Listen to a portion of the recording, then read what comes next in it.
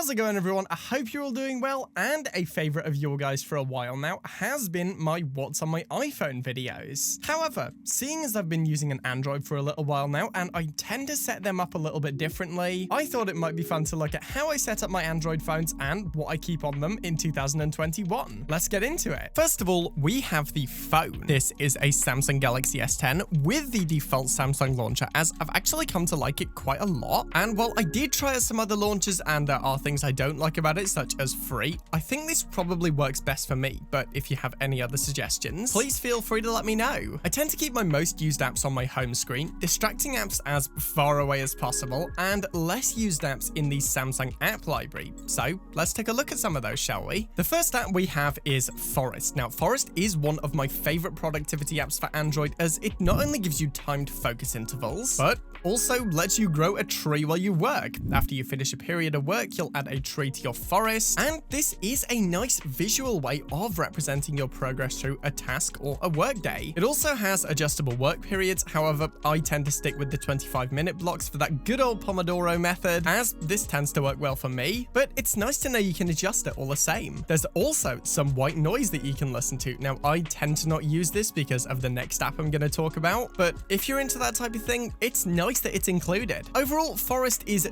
definitely one of my favorite apps, and therefore one of my most used. And sure, while I could simply set a 25-minute timer, it turns out turning work into more of a game, seeing how many trees you can grow, can actually make working a lot more fun. So I'd highly recommend checking this app out. Next up, we have Focus at Will. Now, I've actually just recently started using this, mostly whenever I'm writing or editing, because I find it pretty easy to get off task whenever I'm doing one of those two. So let's talk about what that does. It analyzes your working style and personality in order to provide you with music that they claim will increase your focus by 200 to 400%, which is no small margin. And well, again, a lot of the time I do use this on my computer rather than on my phone. I do like keeping it on here regardless, because occasionally I like to use it while I'm filming. Up next, we have Aftership. This is a great all-in-one shipping solution that lets me check where my parcels are wherever they are in the world from any postage service, all in one place. It's free on Android and one of my most used apps, seeing as I review a lot of tech. It's good to know when things are arriving. It's actually a lot of fun seeing the journey my parcels take when map tracking is available, and it means I only need one app rather than multiple. Following on, we have Telegram. This is actually my messaging service of choice on all platforms. I know a lot of my American viewers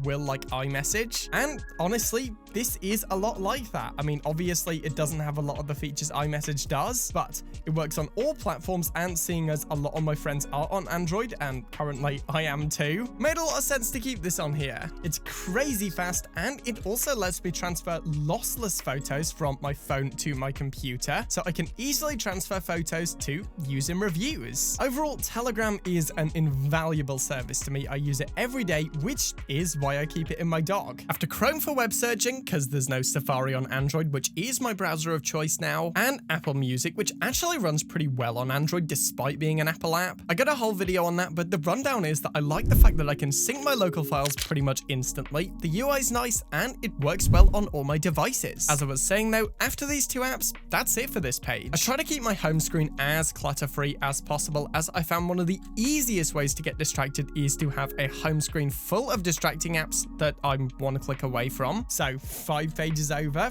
we have these distracting apps. Not only are they 5 pages over, but I keep them in a folder titled Don't Touch. I'm actually pretty bad at getting distracted when it matters, so having all these extra steps to get to these apps is a pretty neat way of avoiding the temptation. I both love and hate this app. It's great for announcing videos, checking in on cool new tech stuff, but oh man, is it addictive. I have to be very careful with Twitter because it's super easy for me to get sucked in and spend a long time on this app. That said, Twitter probably is still my favorite social media app, so I like to keep it on my phone. Up next, we have Instagram, which I don't actually use a lot much, to be honest. I do need to get better at posting there more often, and I mostly use it for the stories feature. However, I note that if I kept this on my home screen, it'd be much more of a problem, so it's probably a good thing that I keep it here. It is still my favorite app to share my phone photos on, and it's nice to occasionally look at for some inspiration for some nice shots or color grades, but as I said, I usually don't use it more than a few times a week. After this, we have TikTok. Now, this is a new one. I was actually pretty damn late to the TikTok bandwagon. However, after a few months of persuasion from Prodigy, I realized it's actually quite a lot of fun. It's a nice way to make some lighthearted, fun, quick, easy content, and so I probably do use this app like once a day. I do want to say though, as someone who studied this stuff for years, they have done a great job at making their app as addictive as possible. The infinite scrolling, the algorithm, the UI all make this app incredibly addictive, so it's important that I keep this app in this folder, otherwise I get nothing else done.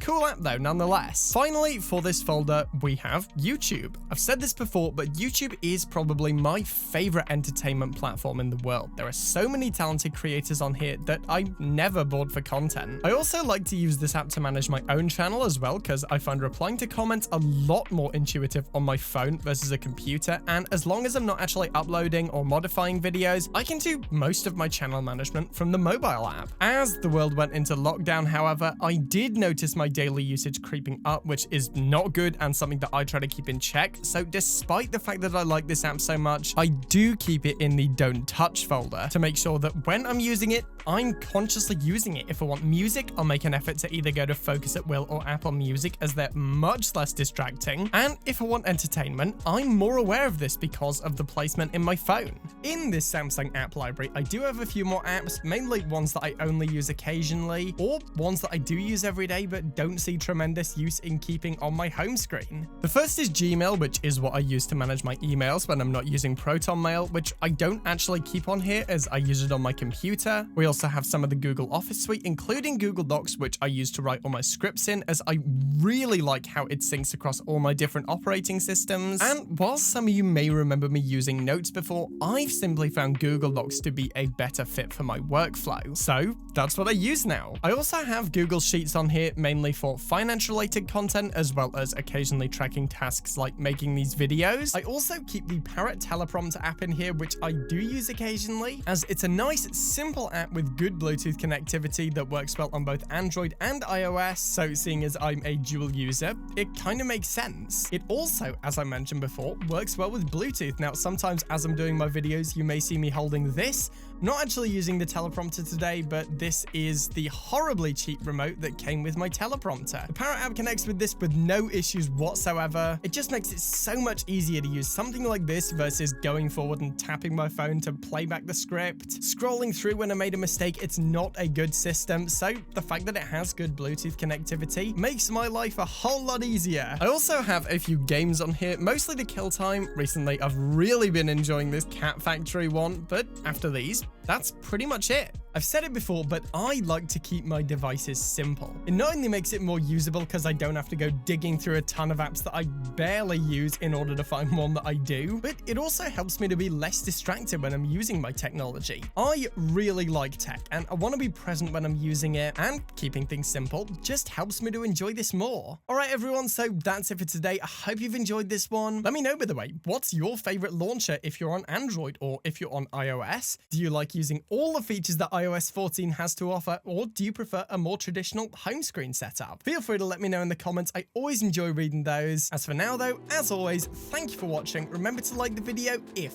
you want to see more content like this, then smash that subscribe button. I'm done for now, and I will see you guys in the next one.